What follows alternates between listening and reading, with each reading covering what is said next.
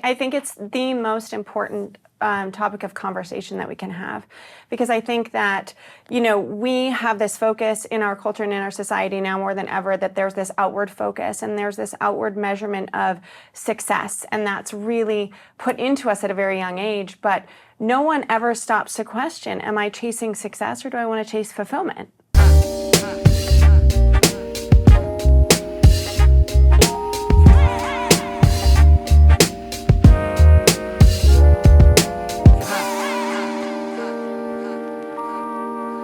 Early on in my development as a leader, I would sort of read a lot of the leadership books. Brene Brown, anything John Maxwell, Patrick Lencioni. Read these books, and I think if I just executed on these techniques, I'd be, an even better leader. And I think one of the things that I have learned is that there's a difference between sort of the behavior modification and maybe let's call it a heart change, and how that heart change is really, really important to becoming a better leader. It really takes this, inner work that's really required. Ryan, I think something that would be really helpful for you to kick us off is, I want to maybe call it an activating event, right? Your story is sort of Fortune 500, chief revenue officer turned person who realized that something needed to change. So I'd like for you to just maybe kick off the conversation talking about what was sort of your aha moment, taking you from like, here's where I'm at and here's where I want to be. I think the aha moment, or my big sort of life and leadership transformational moment, was one that was sort of thrust upon me.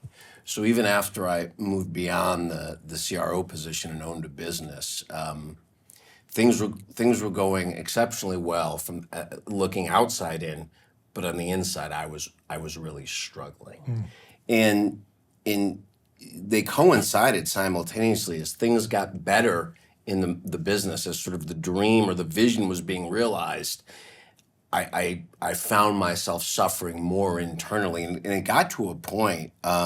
2016 was one of the best years in my business, but at the end of the year, things were falling apart around me. I had a significant relationship that was ending, and I actually ended up getting sick. I had a tumor in my left bicep. I had an MRI. They thought it was cancer. And I can remember those 2 weeks between the time that they found the tumor and I had surgery. They couldn't biopsy it because of where it was located in the muscle. And I had 2 weeks, and in that 2 weeks, I recognized that I needed to change. That the way I was working, and it was bigger than work. It was what was going on inside of me. And so that led me down the path of some recognition. I caught a break. It wasn't cancer. I was very fortunate, but that was a defining moment in my life, and I realized, okay, there's an invitation here. And I didn't know what or how, but I knew something that I desired something different. And I think, the point you made about behavior modification is spot on. I mean, that resonated with me because I've read every one of those same books. And applied, but it only helped me with part of the story. And the rest of the story really needed to occur inside of me. And I use the phrase inner work also. And I think that's the right term. And I had to step out of my world and into my interior world to begin that process. First, of just understanding. I didn't even know what inner work was. I didn't have that. That language wasn't in my lexicon. That was all foreign to me. But that was the beginning of what I think will be a lifelong journey. And I say, your darkest moments can be defining ones if you're awake to the lesson. And fortunately, I was, because that's work I'll be doing for the rest of my life. I love that. It's a journey. It's not a destination. I think I just want to sort of connect with you in this sense that, like, I had a super similar sort of awakening where I was married for 16 years, 4 kids. And at the time of that ending, I was joining this place called Heartland to come, be expected to lead the marketing function. And I think that the thing about it is, like, it was almost like a defining moment for me was the amount of pain that I was experiencing, and I think emotional pain is probably the most surprisingly difficult pain and super visceral at times pain that you can go through. I know that there's a lot of physical pain that's really bad, but at the end of the day, the emotional stuff can be really, really tough too. And I think that the pain that I was experiencing, I knew that there was something in me that I knew that there was something else. I had observed other people that had experienced maybe better parts of their life, and it was almost like the pain of staying where I was outweighed the pain that I believed it would take to change, right? And that was sort of like an awakening kind of for me. It had and it was almost like this sort of personal life and business sort of convergence. And it was such a serendipitous thing for me to work here because of the type of leaders that have an expectation of the whole person coming to work. And doing that inner work is sort of a requirement in a culture like this. So I want to talk about trauma and maybe some pain and stuff like that. So Dr. Olivia, I think it'd be super helpful for you to kind of unpack, obviously you have been around a lot of people with medical issues that have experienced, that are going through something, and your background, I think, is one that is going to be really helpful for people to understand how they can kind of overcome, their challenges in their physical body. Yeah, I think it's the most important topic of conversation that we can have, because I think that, we have this focus in our culture and in our society now more than ever that there's this outward focus and there's this outward measurement of success, and that's really put into us at a very young age. But no one ever stops to question, am I chasing success or do I want to chase fulfillment? Mm-hmm. And fulfillment is really what we want, right? Because success is something different.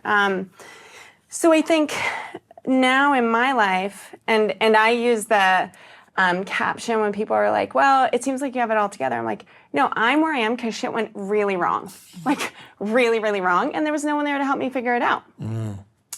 So I think that emotional pain has incredible value now.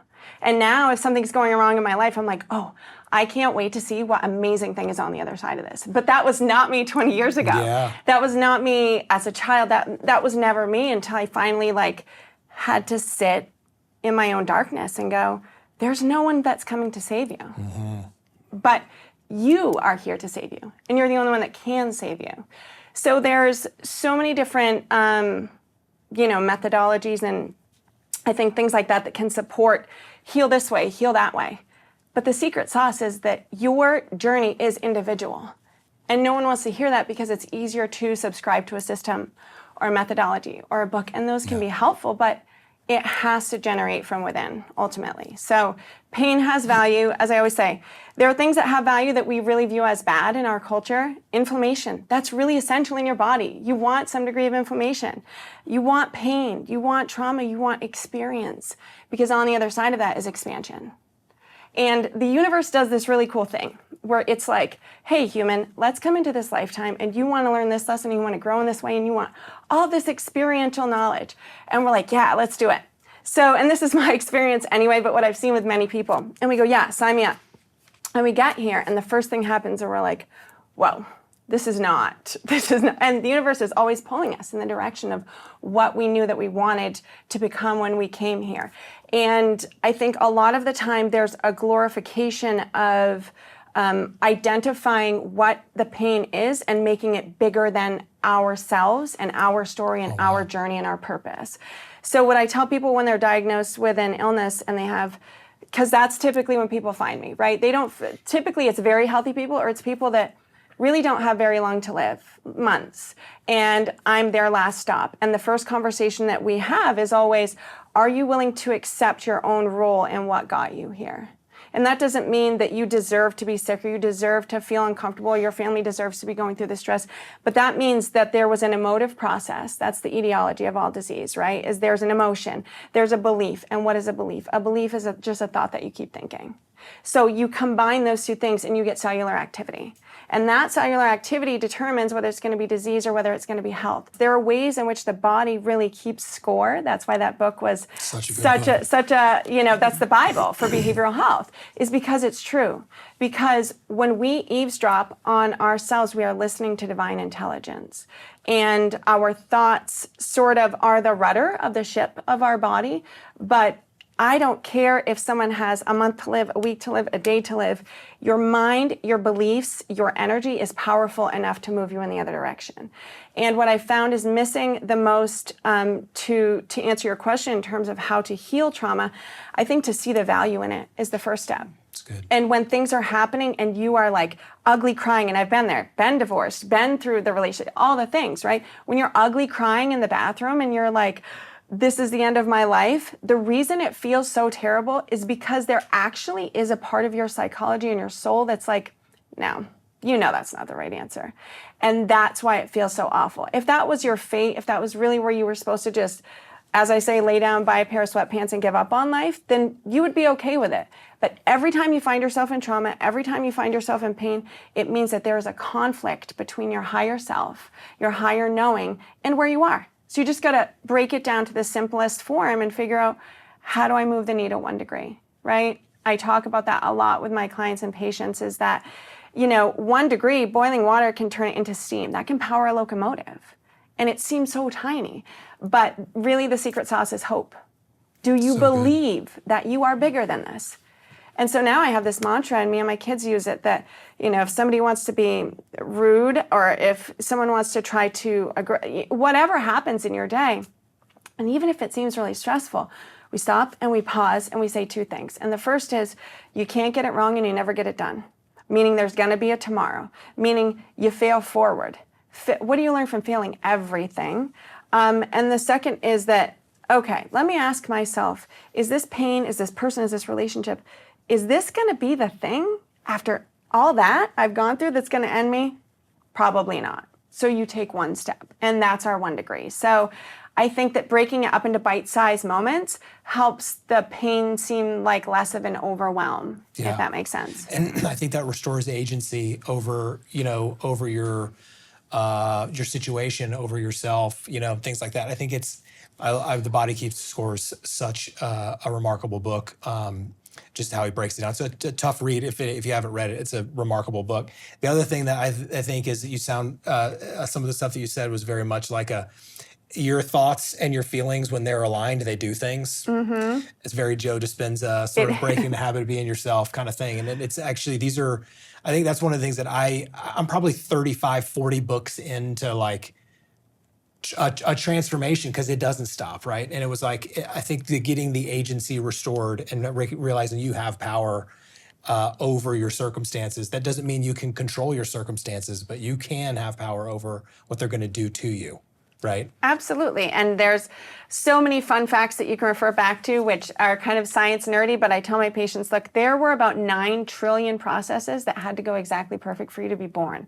Like, the universe has been rigged in your favor since day one. So you're here, you're breathing, let's get on with it. Yeah, it's so good.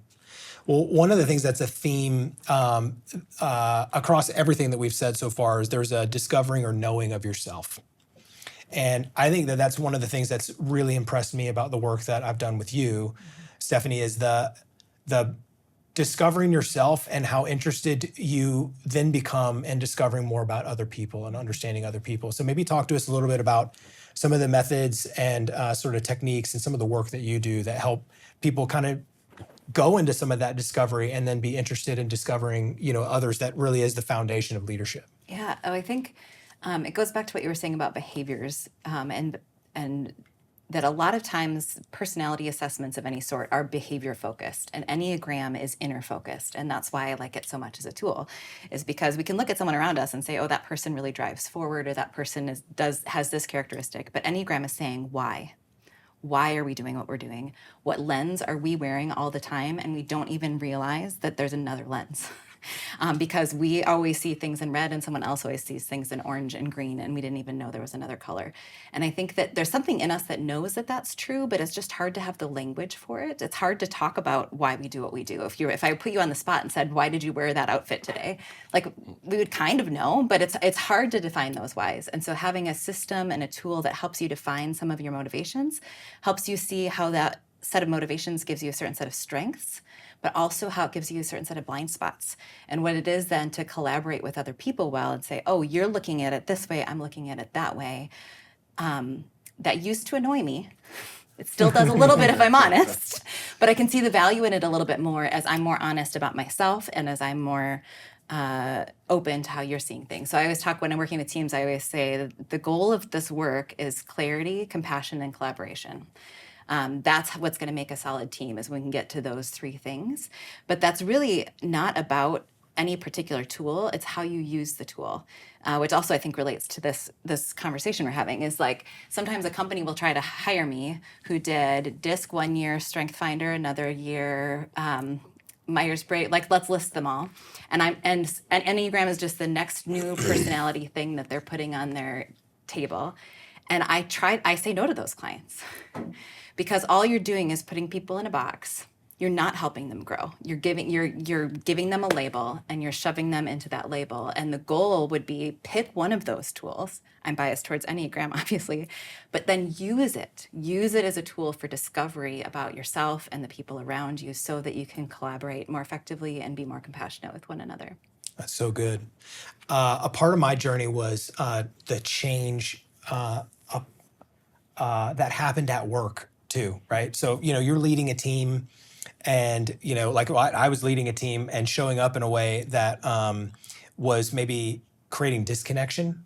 And I think one of the things that I really love about the work that you do is the work that I did with you, with the team, actually made me want to go do other work to figure out what was really going on with myself and the pursuit of sort of change. And so what are some of the things that you sort of try to help leaders understand about the type of work that you try to encourage them to do in employing some of the tools that you have?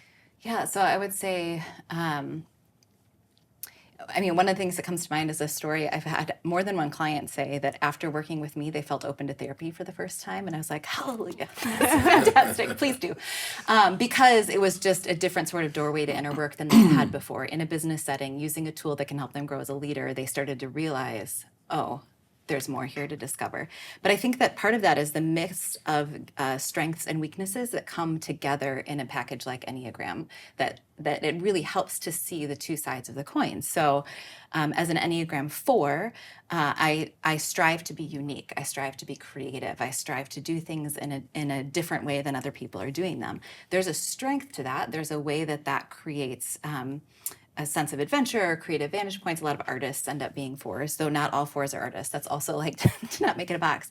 But to also see, but why am I that way? Like, how does that hold me back? I realized a couple of years ago, I was like, I keep putting myself on islands of my own making and then complaining that I'm lonely. So it kind of goes back to that autonomy thing. Like, that striving to be unique is causing me to withdraw. That's not actually serving me well. And Enneagram helped me see that, which helped me then do that work of belonging and connection that is related to Enneagram work, but it's sort of it's using Enneagram to go, this is showing me I need to go do that. And now I'm going to come back to Enneagram and it's going to show me that I need to do that as I see more about what's driving me. Man, that's so good. I think that I'd like to talk about connection because I think that that's what we all really long for. And I think that that's one of the things that I kind of took as subtext to some of the things that we talked about and some of the things that are in your book is the desire for connection, right? And what gets in the way. What are some of the things that you have really seen as themes of the things that really get in the way as it relates to sort of leadership and connection rather than fostering disconnection? And so both as an author, but probably why I chose to write about it is because I experienced it personally. I was longing for connection, but felt disconnected. And we get in the way of connection without knowing it. That's why, what you said resonated, because I had pretty low self-awareness. There were things I wanted, I didn't realize I was getting in my own way. But what are the things that get in the way? Ego, low self-esteem, proving oneself. And the striving that you mentioned too, on this journey to success, that's what I was so conditioned to pursue. And I thought if I was successful, I'd be okay. Or if I was successful, that performance orientation. And not even really recognizing where it came from. But, the success without the fulfillment started to feel a lot like failure. And so figuring that out ultimately, I think was the path to healing and growth, and then ultimately meaningful connection. But that's part of the, you know, the thesis of the book is, you know, it is the inner work. Start with self, connect, and service, because it's really hard to have an authentic, high trust, high value connection with someone else when you're disconnected from yourself. So good. I think reintegration's a huge one, because we got parts of us that have been broken apart by a lot of things, and I think that process it does require a lot of inner work. I want to talk for just a second about something that you mentioned about this sort of external validation. I think that's probably a pretty pervasive issue. Yeah. So if you think about it, I've said it before, but like criticism of ourselves, if we're not paying attention, it can get really, really bad. So our inner critic can get really bad. And evidence of that happening can be this, outer critic where you're critical of others, especially leaders have sort of even because positionally you have this ability to be like, hey, let me criticize your performance, criticize your work or things like that. And I think one of the things that starts to happen on top of that is this sort of like, okay, well, if I can give criticism, people are giving me criticism, I'm critical of myself. There's this sort of breaking down that happens. And then I start looking for evidence that I'm okay. And that's where the external validation, I think, really comes from. So the external validation, like when I'm talking about that is like this proof, like, okay, if my scorecard is this, I'm okay. Sure. And I'm associating that with other things. If I get feedback that's good, I'm okay. And we're sort of filling ourselves with something artificial. And I think that's something that I really like that you said, Dr. Olivia, is this sort of authentic piece about that. What do you see is related to sort of criticism and external validation that you think really creates disconnection and distance between yourself and others? Well, I think there's a lot of things, unfortunately, in our culture and that support that. And now with the rise of social media, obviously that's, it can be a great tool, as you said, in its best and highest form. But of course, like all things, there's two sides to every coin. I think that isolation, feeling like you are the only one struggling with this particular issue, because the number one predictive factor for illness of any kind, mental or physical, is isolation, is feeling like you are alone in what you are doing. That's why we see people that heal better in communities. It's also why we saw the rise of mental illness post-COVID and lockdown, is because we really had to go within ourselves, and we found out that our foundations that we thought were so solid really were not. Because we've been chasing this external validation, which is the ultimate elusive goalpost, right? Because you really can't stand on your head in enough different ways to make everyone happy. So that's just, I think we know that's just a losing game, right? And the number one thing that I discovered about myself that I share with others, and it's transformative, is as soon as you can become comfortable with your insecurities, no one can ever use them against you again. So that is step one. Start there, unpack, make a list, make an actual list of all of the things that are bad about you or that you think suck, or all the reasons why you're, that relationship failed, whatever you need to do, really unpack that. And then go through bit by bit and understand that these are really common themes of just being human and having emotion and thinking, and oftentimes we like to encapsulate that to think that the things that we're going through are entirely unique to us. They're not. The circumstances they differ, but human beings, we're herd animals. So chances are there's people that have experienced that to some degree. And when we share that, and when we understand that everybody's sort of going through their own undulation of three core things, and that is that people want to be seen, they want to be heard, and they want to be validated for their existence on this planet. That's why we're in relationships. That's why studies have shown we choose to marry, we choose to have long-term partners. Ultimately, we want a witness to our life. And our children are that to some extent. They go off and have their own life. So we have to become our own witness to our own life. When you are fulfilled in that capacity, you then bring that to the workplace. You then bring that to the partnership. You then bring that to every other part of your life.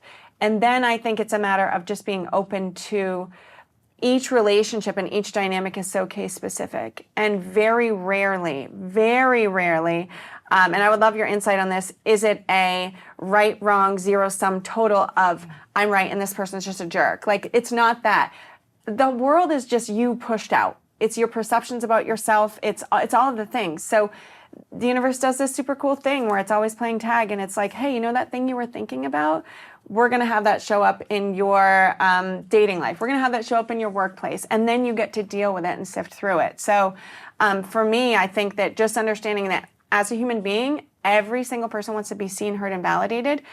When you have that in the back of your mind, it brings you out of isolation. You understand that that's all that we're trying to do here on this planet. We're just trying to make our lives matter and have our lives be witnessed by people to feel like it matters. So it gives you empathy, and it also gives you direction and clarity on your purpose, I think. That's so good. What are your thoughts on that? Well, I'm thinking of the way that we assume other people's if onlys are the same as ours. And that Yes. Enneagram would say, like, whatever that sentence is for you, if only blank, then I will be blank, is going to be different for different Enneagram types and different life circumstances. And what I'm looking for in being seen, what was it, seen, heard, and validated?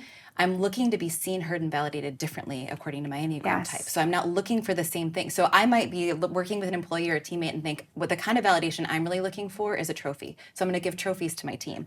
But my team members might have a different thing that makes them feel validated. Do I know what they're looking for, what it feels like for them to be seen and to feel good? And for everybody individually to watch for the ways that the if onlys trip us up. So someone might feel like, if only this thing were more perfect, if it were better, if it were a higher standard, then I'll finally be happy. If only this relationship were more secure and I were more needed, then I'd finally be happy. If only I got that position, then I'd be happy. If only my true identity were really being lived out, then I'd be happy. If only I became an expert on something, I'd be happy. If only I had, if everybody in my life were cared for and then I'd be happy. If only I was enjoying every new experience, then I'd be happy. If only I were moving forward and past that thing where I'm stuck, then I'd be happy. If only things were more peaceful and calm, then I'd be happy. Those are the 9 different Enneagram types. Those are 9 different if onlys. And so I'm going to want to be seen for something different if my if only is one of those. I want to be seen as being unique if I'm a 4. I want to be seen as being powerful if I'm an 8. I want to be seen as being supportive if I am a 2. And so that's when I'm going to feel it, is when you see me for those things. And that is both my strength and, again, that's my blind spot, because I have to bear witness to myself in that. I can't look for that from you. I can't expect you to see me as peaceful and then I'll be happy. I have to learn to be driven differently. So good. I love that you just went through all 9. I was like, here we go. I had to find a way to slip in. Yeah, you did. I mean, I think it's something that, you can tell. I got super curious about, Enneagram and a lot of other things. And I think if there's anything that started to develop in me was sort of in my personal life, I was developing compassion towards myself and the mistakes and the ugly parts and all that kind of stuff. And sort of at work, I'm sitting here learning about other people and learning how to reconnect with myself with self-compassion, learn how to connect with others with empathy. Mm-hmm. Ultimately, I think that is probably the most powerful connector of others, is the curiosity that also leads, the curiosity about others and understanding them that leads to empathy. And I think this is something that you've got probably cultivated that in you. That's just a beautiful example, because this desire that she spoke eloquently about, was it seen, known, and validated? Seen, heard, and validated, yeah. And it's interesting because in art, I use seen, heard, understood, and valued, right? Yeah. So very Similar. very. And so you're on this path of this curiosity is awakened inside you to look inward, right? And now you have compassion for yourself, which begins to flow outward at work in the form of empathy, and being able to understand someone and see it from their perspective, which is the catalyst for human connection. Empathy isn't a soft skill. Yeah. It's one of the hardest, most important things we can cultivate in ourselves as leaders. And you can learn it. This conversation, I mean, if only I had it 15 years ago, right? This conversation's the catalyst for doing that. Because as that's awakened in you, then you as a leader are able to give the people around you the feeling of being seen, heard, understood, validated, valued. And that then influences culture and a sense of belonging, and a sense of connection and camaraderie, and you're part of something, and you're doing that, yes, as a service to yourself, but then look what you because you said it was spiraling outward 100%. around you, and that's the key to me. Yeah, 100%. Can I comment on that? Yeah, of course. So I think it was Adam Grant and Susan David had a conversation about empathy is not a soft skill, and that is one of the best things we can do for leaders is change that language. Empathy can be learned, and we will have better leaders everywhere if people stop calling it a soft skill. And so I just want to validate that, because it really is. You can learn it. You can learn it. I'm coaching someone right now, a leader who's desiring to improve, and he said to me, the feedback, right? I'm getting this feedback, and he said, the empathy gene was just left out of me. His name's Ryan, too. And I said, no, you actually can learn it. I did. You did. Yeah. And to your point, it's like, and I think that there's kind of okay, maybe I can, and that sort of awakening. And I think some of what we're talking about is the path into that knowing ourselves better, and that serves others. 100%. And I think one of the things that we've talked about this journey not being a destination, and I think if there's any evidence is that you don't have to have this work done in order to start employing these things, right? And I think one of the things that's really, really helpful is the work done as an individual. You can start to share some of these things. And I think the number one thing that you can do to start showing up with this stuff is holding space for vulnerable moments. Because I do think that there's a power in vulnerability. And one of the ways that I started to do this with teams was there's an exercise that I would do. It's actually the Johari window. Basically, there's things that we know about ourselves that only we know about. There's things that we know about ourselves and others know about. And then there's things that we don't know about ourselves that others know about. And these are our blind spots. And so one of the things that we do is, as a team, and this is what I do with my leaders, is I'll take everybody gets a sheet of paper for every person in the room. And it's like, okay, give each person the biggest compliment, and then give them the thing that if they made this one change would sort of advance the team in this way. And I think that that's one of the things is even just holding space to have that conversation. One, it's really vulnerable to do that with people at work. But you as a leader being able to receive that feedback, to give compliments and to receive that feedback and for it to happen with peers, I've seen that kind of open up a totally different dialogue over the next couple of quarters. Because what happens out of that is we say, okay, we've synthesized everything that everybody has said after we read it all out and we say, here's my one thing. This year, or I commit to do this one thing for the betterment of the team. And I think I'd love to talk about commitments and accountability, because that one thing, that vulnerable moment turns into this one thing that turns into a commitment. So when you think about things you commit to yourself, what are some of the things that you've maybe seen, and this is up for anybody, what are some of the things you've seen when you've maybe broken a commitment to yourself? Yeah, I mean, I can certainly speak to that. I mean, obviously, I think the first step is it's that self-loathing, right? It's like this is who you are, and I think that that's really dangerous vernacular. This is who I am. Now, if I hear somebody say this is who I am, that's a red flag for me. Across the board, because it's like, okay, I've now identified that I'm this static version of myself that has all of these factory defects that I'm going to project out into the world.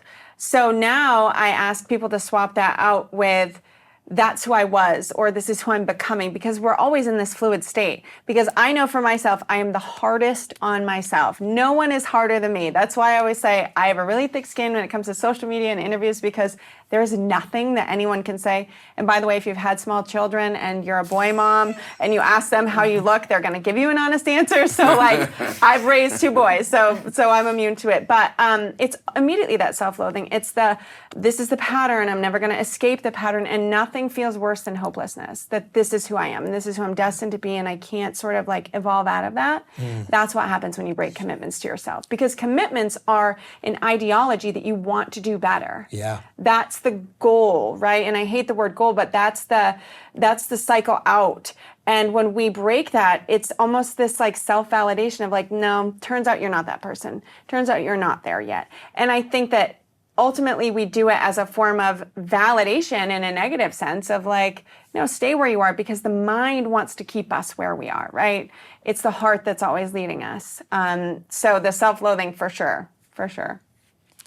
What any other comments on sort of breaking commitments to yourself? I'll build on a piece of what she said, just this idea back to leadership of sort of having that identity then, that this is who I am, and then you kind of use the word, and then projecting that outward. In the absence of self-awareness or that knowing or a conversation or the ability to talk about how that feels, what happens at work then to somebody who feels that way? Or to a whole team of managers who feels that way? Or to a board or a C-suite that's walking around feeling that way? And there's probably, and you'd know the research probably better than me, but a correlation to really high achievers and people, right? 1,000%. And so what happens at work? And that's why so many people are struggling now with feeling connected or feeling safe or feeling seen. And so the exercise you talked about, but part of what you're cultivating is a place where people feel safe. Yeah. They feel safe to actually express that truth, and they feel safe then to receive feedback because they know it's in the interest of their well-being and to their benefit.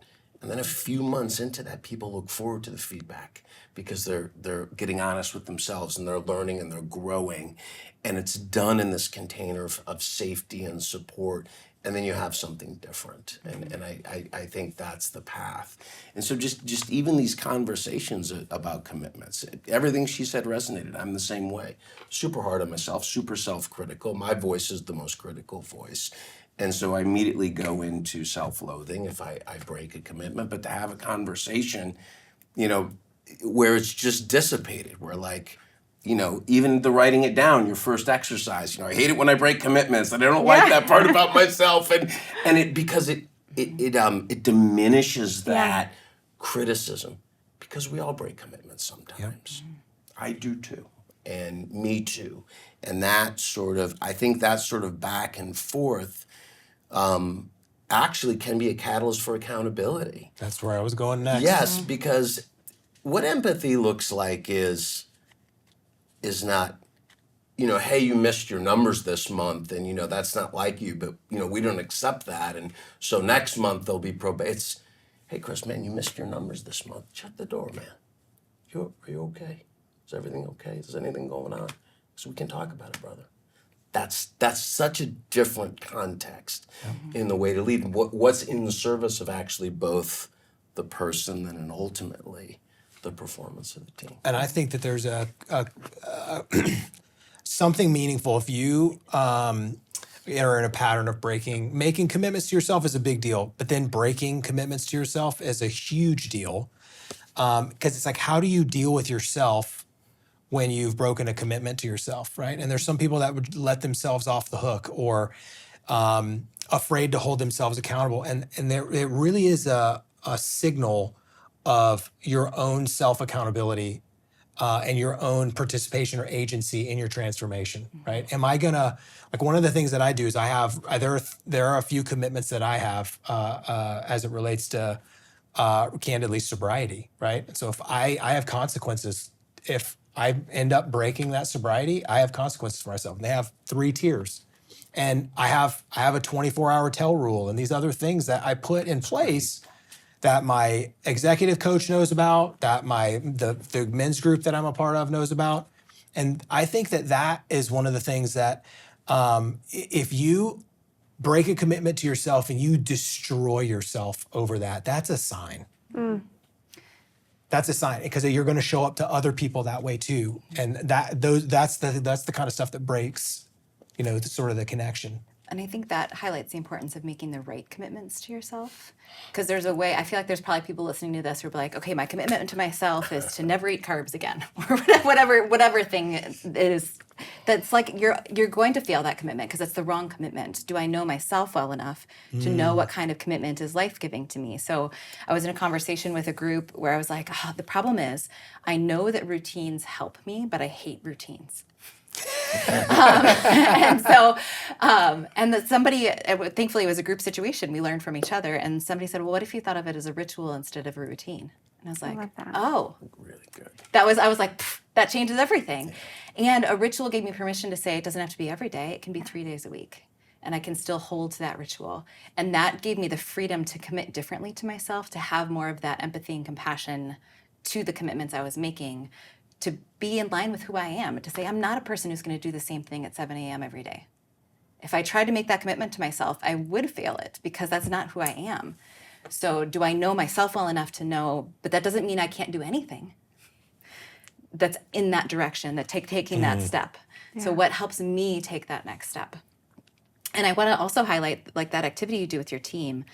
I think what makes that powerful, as I hear you tell the story, is that you are participating in it. 100%. And that makes all the difference for that being a safe space where people can hold themselves accountable and be committed to something, because if the leader goes first, then the team will follow. If that's an exercise where the team is doing it and the leader's watching, now it's not safe. And now I'm going to fail that commitment because I'm doing it further. Some sort of should or supposed to, or it's attached to my merit increase, or any of those things is not going to build a healthier team. So good. I treat that moment like it's a Knights of the Round Table kind of moment. Every time, the age old, I don't know if it's myth, legend, or if it actually happened, but the King Arthur and all the knights, when they would enter the room of the Round Table, they had to leave their swords, outside. And that the reason that they sat at a round table is the king and everyone around the table were peers when they sat down at the table. So all the authority and all of that stuff sort of went away, and all the weapons went away. And it was like you're sitting around the table, and the leader is a peer. Everyone is there is a room of equals, and everything that we decide in here, we commit to, and it shows up out there. And there are two different worlds. And I think that is one of the things that has helped me show up as more approachable. Is there's a commitment there that we operate the ritual of the round table moment and doing this thing. We're all peers. I can take the hard feedback, and when we exit, I'm not weaponizing or using it as a shield, right? And I've heard you talk about that a lot. I think you should talk about that. Oh, that when we are looking to grow and want to use Enneagram as a tool, that I talk about what we want is clarity, compassion, and collaboration, and what we don't want is to use it as a box weapon or shield, because that's the most common way that people end up using any sort of personality assessment is, oh, I'm only this way, back to your no, we're not stuck, we're not static. Or, that person's only that way. That's more the weapon. But the most common thing I think that people do is a shield. Don't expect me to not be an asshole, I'm just an 8. No. Coming from an 8, I maybe have said that in prior versions of my life. Right, so to say, okay, I know that I can be an assertive person. How do I work on being assertive in a healthy, compassionate way? That's my job if I'm an assertive person, not to just be like, well, don't expect anything other than that from me. Because that's really when I use it as a shield, then that becomes a weapon against everyone around me. So true. So true. What are some of the things, like, a lot of what we're talking about is becoming the best version of ourselves. I'd love to just hear from each of you, like, what are some of the things that you do to sort of become the best version of yourselves? What are sort of your secrets? You know what I mean? You want to go first? Sure, I feel like I got all the legs on that. So for me, there are some, and this is relatively new. So again, I'm not talking about this is and the sort of cadence that I give myself, and that I would invite everyone, specifically women, to give themselves and to tell themselves is, I've never been this version of Olivia before. This is the first time that this version of Olivia has ever walked through the world. She's learning about this and this and this and this. To your point of, I feel brand new. I feel like a 5-year-old most days, where I'm like, wow, I can't even think about the rules that applied to me 20 years ago or 15 years ago or 5 months ago, because I'm just shifting and changing. And so to give yourself that divinity, I think, is really helpful, that you've never been this version of yourself before. It also makes it really exciting instead of exhausting when you uncover different parts of your personality. But for me, one that's been in place for quite a while is body movement. I will not compromise that. I have to move my body. I tell my clients, you have to sweat every day. It's good for you. It's good for your mental health. So for me, it's body movement in some way, shape, or form. That is my covenant to myself. And the big reason behind that is I have a lot of energy. I'm an energetic person, as we all are. And I feel like if I don't move that, and if I don't sync my body with my mind, with my heart, then I'm like in my head, or then I'm jittery, or like we have to have a conference call between all of us at some point in the day, right? I don't know how that happens, but it has to happen. We have to phone it in, and so that's what starts it. But I am a really, really ritual-centric person. So my daily ritual is, and I'm still trying to get better on this, the first 10 seconds that I realize I'm waking up in the morning anywhere in the world, I stop myself and I really move into superlatives. So I'll be like, this is the most comfortable bed I've ever slept in. Oh my gosh, I have a roof over my head. The things that seem so dumb and like simple to people, I really squeeze the juice out of. I pre-prime my brain to be seeking gratitude and things to be grateful for every single day before I get out of bed. I'm very list-driven. I recognized that about myself about 5 years ago. And that lists really, really help you, Olivia. Otherwise, I'm just like, a crow that sees something shiny, and that's a side quest, and that's a side quest. And so to be effective, we need lists. Not sexy, but it is discipline. And discipline is not sexy, but discipline is one of the biggest tools that you can give yourself. It's, in my opinion, one of the highest acts of love and respect that you can give to yourself. And everybody thinks that discipline's a punishment. It's not. Discipline's the ultimate agreement with yourself. Yeah. It's ultimately saying, no, you kind of need to work on that. So we're going to put our focus there to make sure that what you want and the desired outcome that has to move through these channels, we're going to hold you accountable for that. So body movement, gratitude, lists, eating well. For sobriety, I'm not in sobriety myself, but I've found that as I've gotten older, I just really love waking up and feeling great. Mm-hmm. It's just, life is so precious that I don't want to waste a second. I don't want to waste a second or a Sunday morning on my couch feeling like garbage because, way too much. And those things will happen, right? I want people to celebrate their life and live joyfully. But for me, I want clarity more than anything else. I want clarity, and I want to be in it. Like, I want to be in life. And what's interesting for me is that I really was that like worrywart child my entire life. And I was like, if I had homework, my mom will tell you, if she watches this, she'd be like, you had to come home and get it done because it was like looming over your head. And now it's this really cool thing where I've shifted into this like more carefree perspective where I'm like, yeah, it's okay. It all always ends up okay. Mm-hmm. So I've allowed more joy in my life by being looser about the things that I know don't need to be as rigid, if that makes sense. That's good. So yeah, that's kind of how I try to move through my days. I mean, I'm a human just like everybody else, but so I think that when those times show up where I'm like so out of alignment or I'm so out of myself, I'm like, yeah, this is not where we live, and we got to course correct. So, yeah, but those are kind of my covenants for how I become a better person, and I'm a big fan of the long game. I don't expect short-term results. I expect momentary glimpses into who I'm becoming, and that's where I sort of unpack. And like I said, squeeze the juice out of it. So good. Yeah. So good. Yeah. Go for it. Yeah, it really resonated with me, and I'll speak. You use the word divinity. I'll use the word grace. If the question is becoming the best version of ourselves, it's not a linear process, and change, transformation, meaningful growth. There might be setbacks or discoveries. And so to give ourselves the grace to know that, hey, I've made this big commitment to becoming a better version of myself. That's just sit in that for a second. That's beautiful, and honor that. And the process of becoming is going to be probably at times challenging, but learning to understand that's where the beauty is. That's where the growth is. So appreciate some challenge, change, adversity, discomfort. And, a previous iteration of me would try to avoid those things at all costs. That's uncomfortable. I'm going over here. That doesn't feel good. Get me out of that. that conversation I should have. I'm just going to avoid that for a while. You know, I think that's human nature. So this path of sort of curiosity and self-discovery and going inward, you know, it's a beautiful place because there's a lot there, but it's a process. And so for me to get help or to support the process, you know, I love learning from, you know, I wish we were going to be together tomorrow and do this again because I'm learning so much from 3 seekers and light workers and people that I can connect with so easily.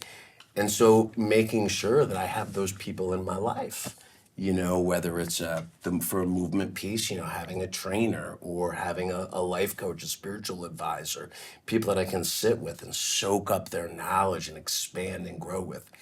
I also, as someone who works a fair amount and travels a lot and has a pretty busy schedule, I also think there's incredible value in stepping out of my routine or life and into some immersive container of expansion. You know, whether it's a retreat, a conference, an experience. You know, I mentioned it previously, the Hoffman process was a great beginning point for me, a catalyst for that. And that's 8 days of out of that world into this world.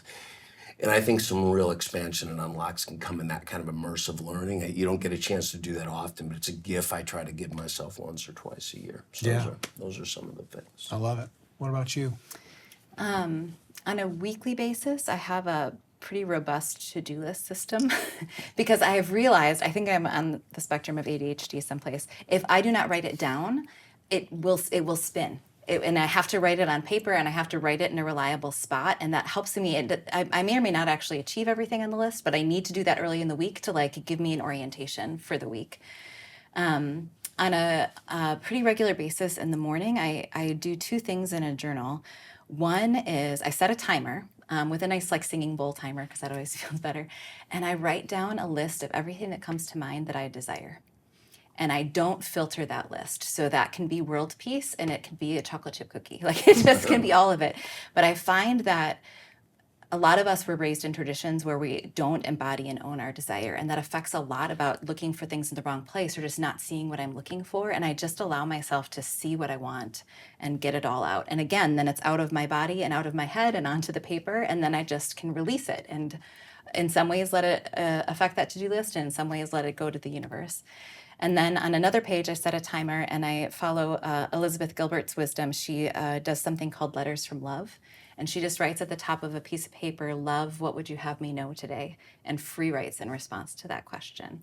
And I think that those 2 things together orient my day differently when I take the time to do them because I'm both owning that I want something, but also that someone loves me, that there's a universe that loves me. And those side by side kind of give me a different trajectory. And then the other thing I would own for my own ritual need on a daily basis, if I can, is to get outside. I think there is a lot of power in the beauty of nature, in the touch grass movement. My kids, yeah. you need to touch grass. There's truth to it though. Like when we actually touch grass, when we remember we are part of a natural world.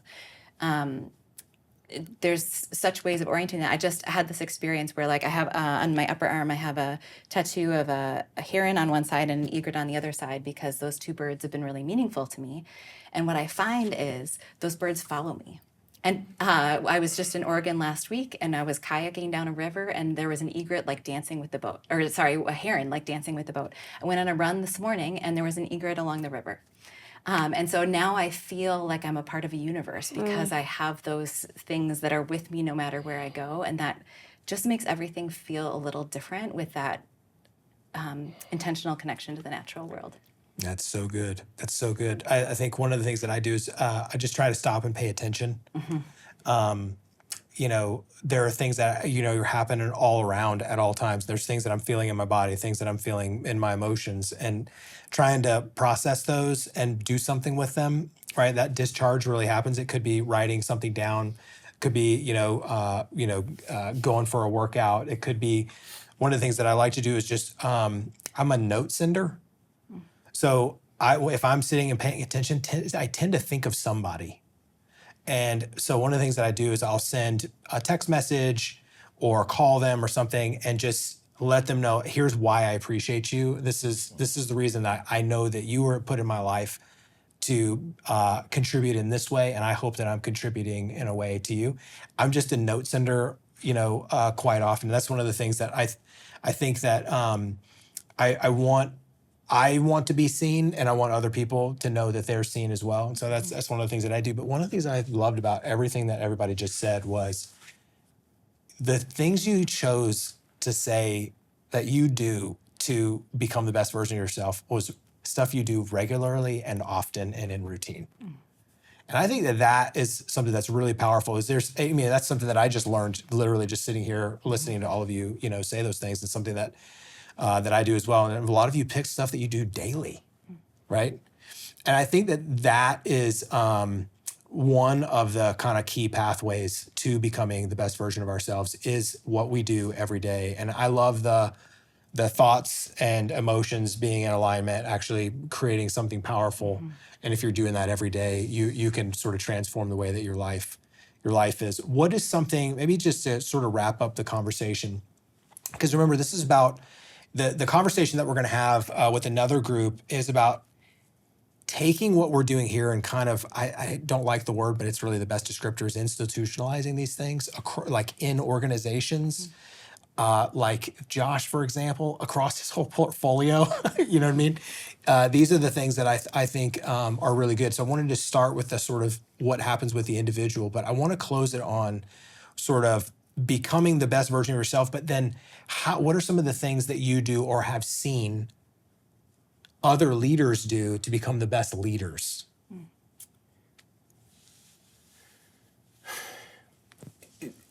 I heard this from one of my original teachers, this idea of routines or rituals. He said that those things are the foundations for success and fulfillment.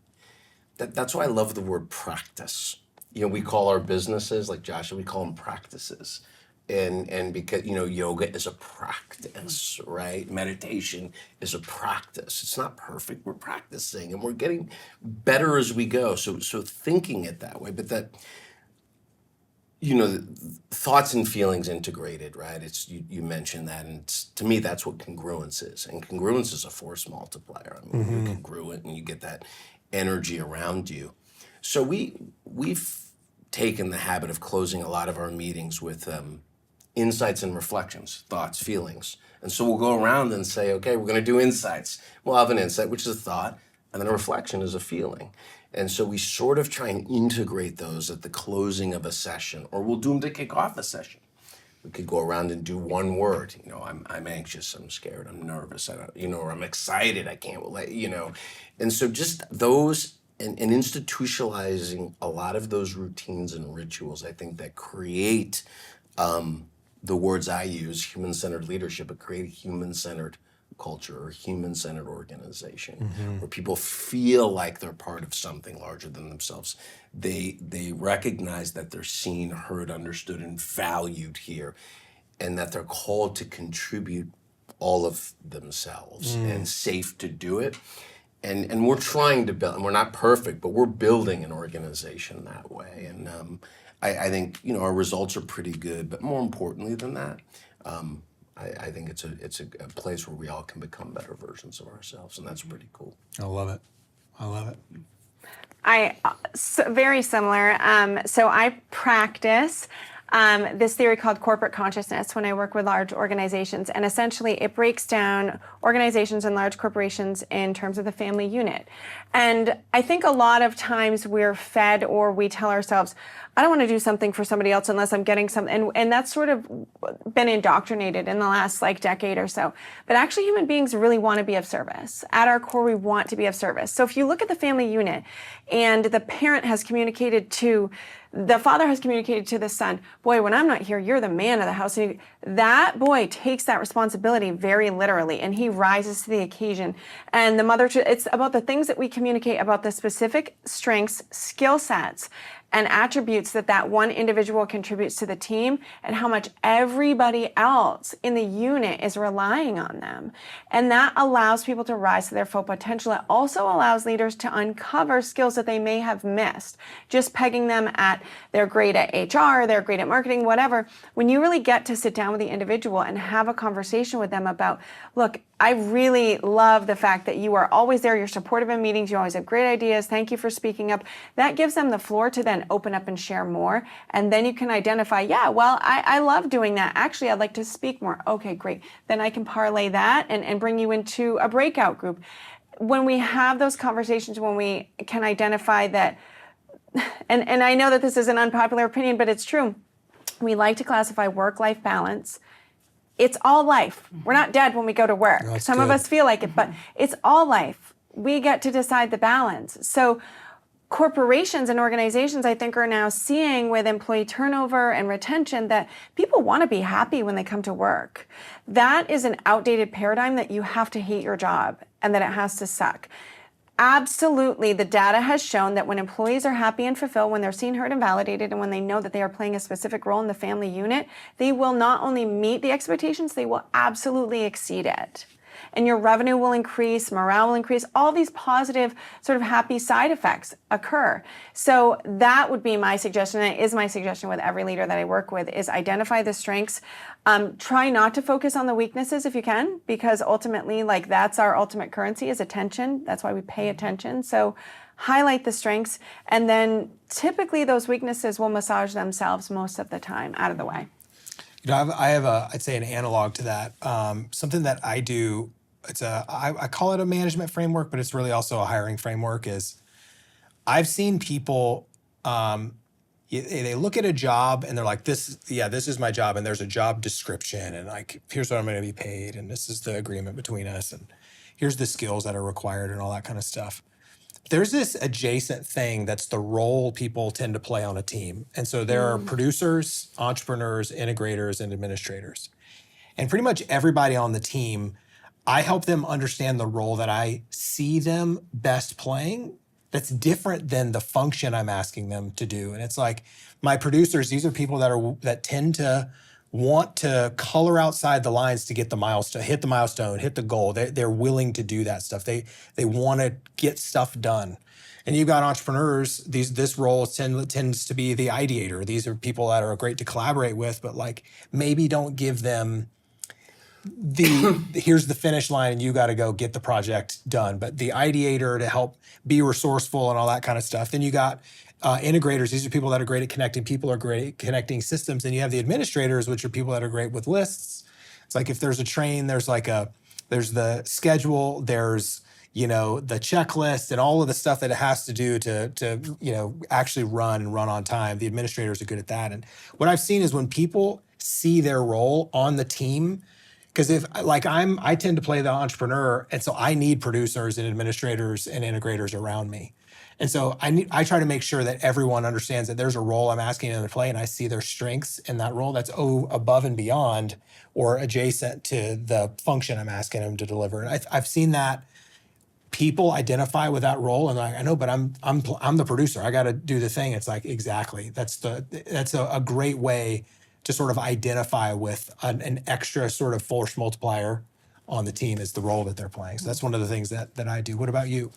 Well, I'm thinking about the power of taking what we talked about for our individual growth and thinking about it from a team standpoint and saying, what are the daily, weekly, monthly, quarterly, yearly things that are rhythms that help our team stay healthy? So like the power of a yearly team retreat someplace, and whatever budget people have, where there's just time away, where you can do something a little different in the time away, where there's, in every meeting, we are having the ritual of a check-in and a check-out question, where you come in and you are seen as a human before we start tasks. So 2 words about how you're coming into the room today. Someone says nervous and anxious. You have the whole meeting, but they had space to say that first. So that gives you a moment of compassion for how they're going to be in that meeting. And then after the meeting, it gives you the ability as a boss to say like, hey, you want to talk about how you checked in today? Like, you doing all right?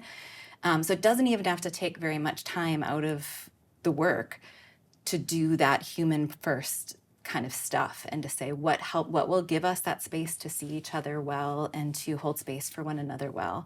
And I think, and recognizing, I think, you know what, I think that the thing I see people make the mistake of with Enneagram a lot is just wanting to use it as a way to have other people change. And so realizing that it really does make us better leaders as we change ourselves. Like that does have an impact on the team because it affects how we show up, and learning those things in those routines of our life. It does have an impact. You can't always draw a straight line of, because I did that journaling in the morning, my team met its marks, you know. But there is a line there. I trust that there is a line there. When we are doing that individual work, it does make our teams better, and it does make us better leaders. That's so good. Are there any final thoughts or anything that y'all want to share that didn't necessarily come up in the conversation, or you want to highlight for just a second to kind of I'd love put to a go cap? back to what you said about being a note sender. This might be too personal, but No, go for it. I'm thinking about the power of having ways to celebrate growth, because knowing, I hope, so this is where I'm like revealing your Enneagram type, but we've talked about it before, but knowing you're an 8, my instant thought was, that's your line to type 2, which is a show of growth, that security point is integrating into your life. So if I was working with you and I saw you doing that, I would be like, oh my gosh, Chris, that's actually huge that you are doing that. That is such a sign of where you are compared to where you were.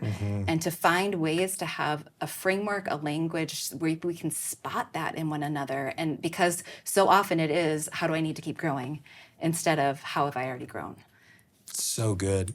You know, I had this was an accidental thing, but there was this sort of hard decision that I had made and needed to share some feedback with with somebody, and I tend to want to stay connected to people, and so I'd have a conversation about this. But for some reason, I was like, I'm going to write this down.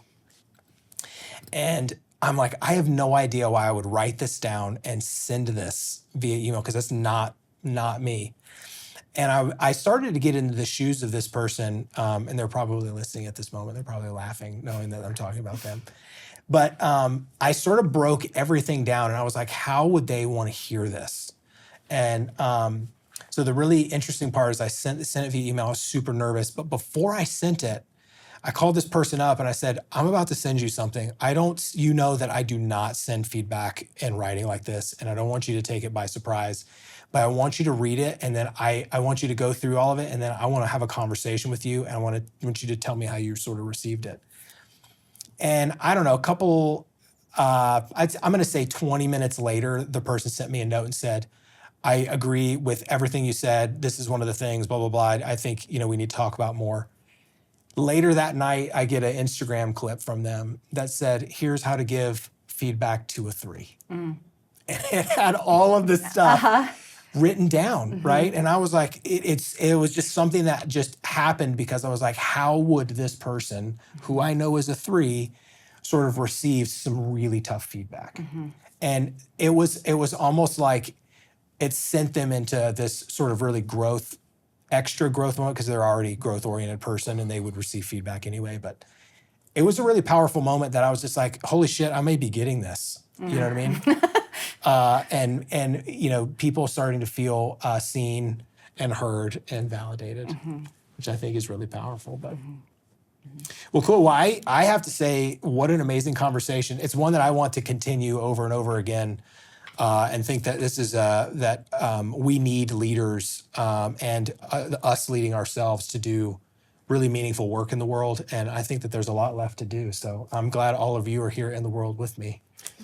Yeah, I just have to say, thank you to you and Heartland. I don't think there's enough of these kinds of conversations happening in the world. And, I can put a little section of my book, and then, when you're around other collaborators who, share that point of view and perspective and are immersed in that kind of work, it makes me hopeful that 1 out of 3 people aren't going to be suffering from a mental health condition at work, or 50% of entrepreneurs aren't going to think about quitting because they're having mental health challenges. The stuff is running rampant. It is. And I think there's more responsibility in leaders and corporations to actually do something about it. So my kudos, my hats off, and just honestly, it's been an honor participating in this and spending time with you guys today. Absolutely. Likewise. Yeah, thank you guys. Thank you, ladies. It was awesome. Super awesome.